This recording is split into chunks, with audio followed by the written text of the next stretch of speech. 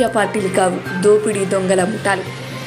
ఒక్కొక్క రాజకీయ పార్టీ దగ్గర, ఒక్కొక్క రాజకీయ నాయకుడి దగ్గర వందల కోట్లు, వేల కోట్లు ఎక్కడి నుండి వస్తున్నాయి?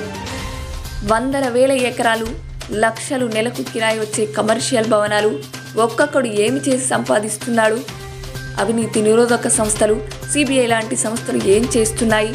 మూసి నదిలో గడ్డి పీక్తున్నాయా? ప్రజల సొమ్మును అతి దారుణంగా దోచుకుంటున్నారు ఈ దొంగలకు అభిమానులు, అభిమాన సంఘాలు. వందల కోట్లు కేవలం యాడ్స్ ఖర్చు పెట్టే సంపాదనను ఎవడు ఎక్కడి నుండి సంపాదిస్తున్నాడు? సిగ్గుండాలి ప్రభుత్వాలకు.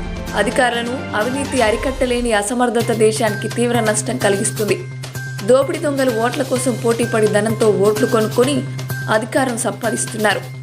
అక్రమ సంపాదన చేయడం కోసమే, అక్రమ సంపాదనలను నిలబెట్టుకోవడం కోసం రాజకీయ నాయకుల అవతారం ఎత్తుతున్నారు. కేంద్ర ప్రభుత్వంలో ఉన్న నాయకుల అసమర్థతకు స్థానిక పార్టీల, స్థానిక నాయకుల అక్రమ సంపాదన నిదర్శనం. ఈ పాపం ఖచ్చితంగా కేంద్ర ప్రభుత్వంలో ఉన్న నాయకులది, అధికారులది. రాష్ట్ర ప్రభుత్వంలో ఉన్న నాయకుల, కేంద్ర ప్రభుత్వంలో ఉన్న నాయకుల విచ్చలవిడి అక్రమ సంపాదనను అరికట్టలేనప్పుడు కేంద్ర ప్రభుత్వం ఉండి ఎందుకు, లేకుంటే ఎందుకు? అవినీతి ఎక్కడ జరుగుతుందో, ఎవరి వద్ద ఎంత సంపాదన ఉందో తెలుసుకోలేరా? చర్యలేవి? అవినీతి పరునికి, అవినీతి పార్టీకి ఓటు వేసేవాడు కూడా అవినీతిపరుడు, మూర్ఖుడై ఉంటాడు. లక్షల కోట్లు ప్రజల ధనం దోచుకోబడుతుంటే దోచుకున్న నాయకులని, దోపిడీ దొంగలని పొగిడే గొంతులు మూసీ నది కంటే చెడిపోయినవని అందరూ గుర్తుపెట్టుకోవాలి.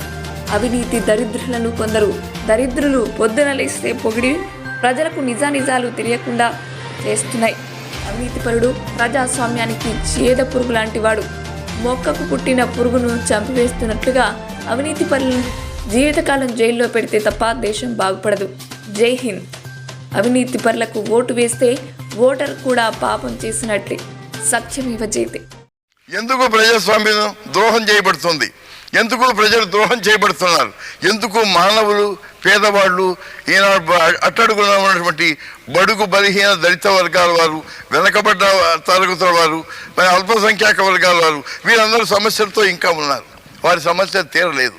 తీరుస్తామని ఓట్లు వేసుకుంటున్నారు, కానీ ఓట్లు తీసుకుని గెలిచిన తర్వాత ఎవరైతే ఓట్లు వేస్తారో వాళ్ళని విస్మరిస్తున్నారు, మరిచిపోతున్నారు.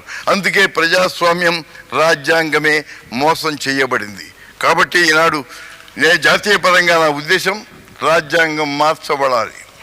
ఎవరైతే ఓట్లు ఇస్తున్నారో, ఏ నమ్మకాలతో అయితే అభ్యర్థుల్ని గెలిపిస్తున్నారు, వాళ్ళు అధికారంలోకి వచ్చినప్పుడు పూర్తిగా ఆ ప్రజలను విస్మరించకూడదు. ఏమైనా వారికి గనక ద్రోహం జరిగింది అని ప్రజలు అనుకుంటే వెంటనే వాళ్ళని recall, they got the power to recall, తిరిగి వాళ్ళని పిలవాలి. నువ్వు అనర్హుడివి, నువ్వు మాకు ఇచ్చిన మాట నువ్వు నెరవేర్చలేదు, కాబట్టి నువ్వు దిగిపో అని అనిగేటటువంటి ఆ యొక్క హక్కు ప్రజలకు ఉండాలి. అది నా ప్రథమ విధానం అని కూడా మీ అందరికీ నేను తెలియజేస్తున్నాను. That is my first policy.